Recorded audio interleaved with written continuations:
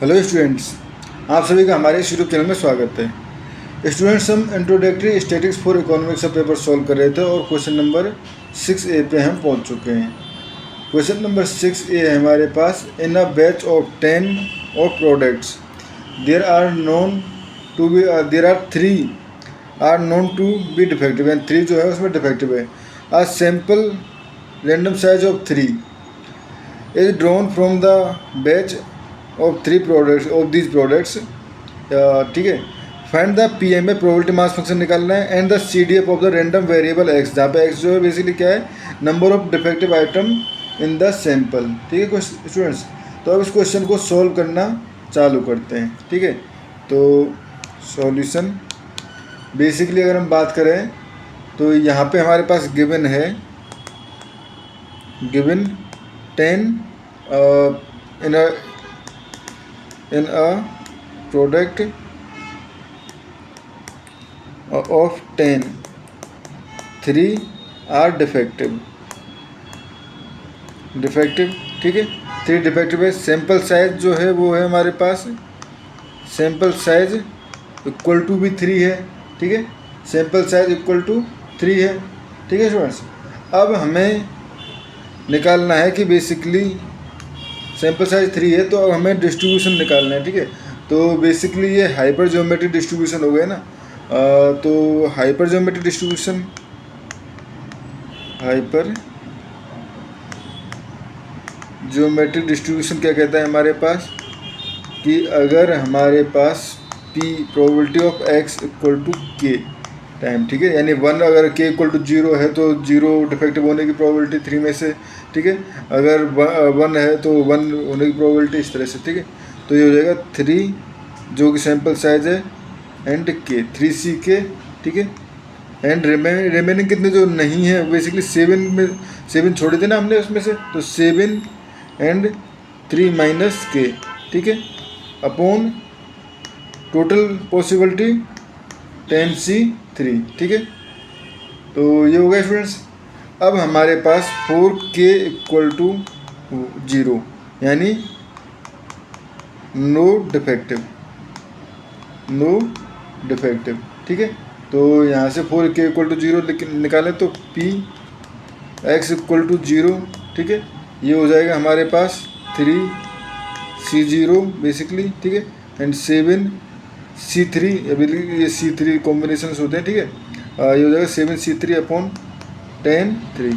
इसको हम डिनोट इस तरह से करते हैं। स्टूडेंट, जब आप इस क्वेश्चन को सॉल्व करोगे तो आपके पास नियर अबाउट आएगा ये 7/24।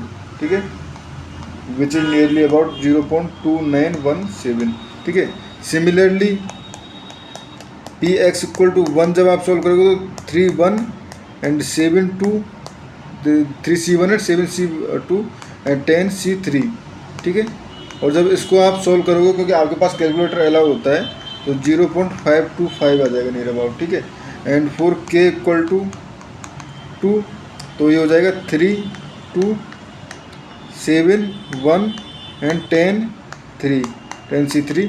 तो जब इसको सॉल्व करोगे तो 0.175 के नियर अबाउट आ जाएगा, एंड 4k इक्वल टू 3, ये हो जाएगा हमारे पास 3c या बेसिकली 3 0, यहाँ पे मैंने एक इक्वल टू हो गया। ठीक है, अब ये हो गया हमारे पास 3 के 3 डिफेक्ट्स एंड रिमेनिंग 7 0 अपॉन 10 3। ठीक है, 10c3।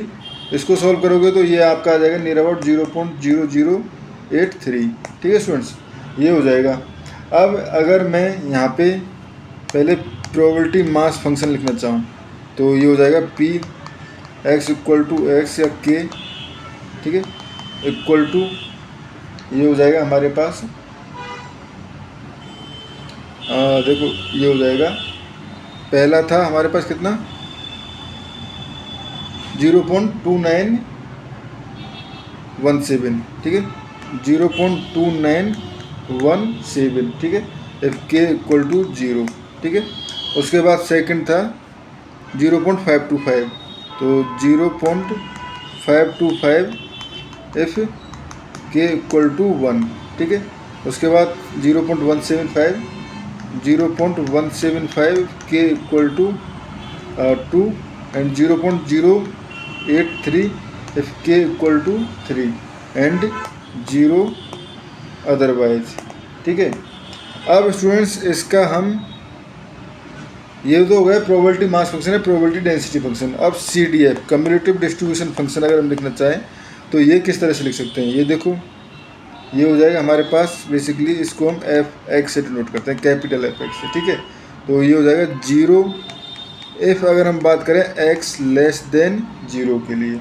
ठीक है, उसके बाद 0.2917 इफ़, ठीक है, if 0 less than equal to x strictly less than 1।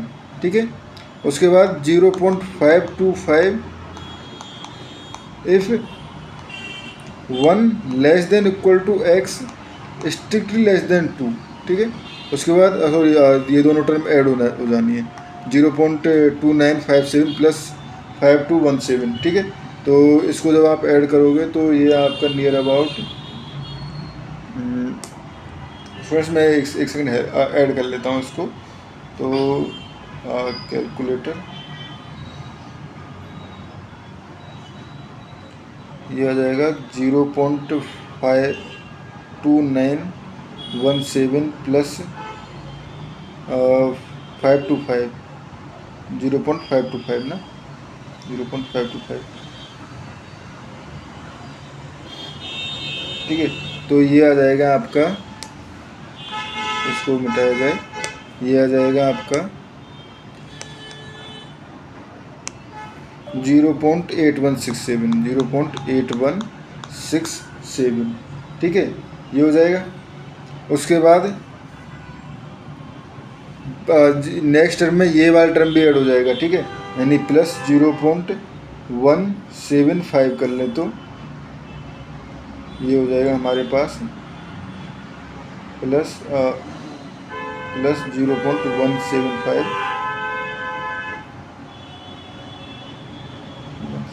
तो ये हो जाएगा आपका 0.9917 if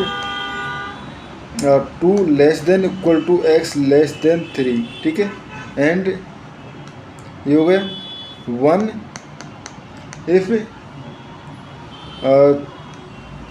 3 less than equal to x, 3 sorry 2, ये हमारे पास आ गया, हमारे पास 1 से 2 हो गया था, 0 से 1, 1 से 2, 2 से 3।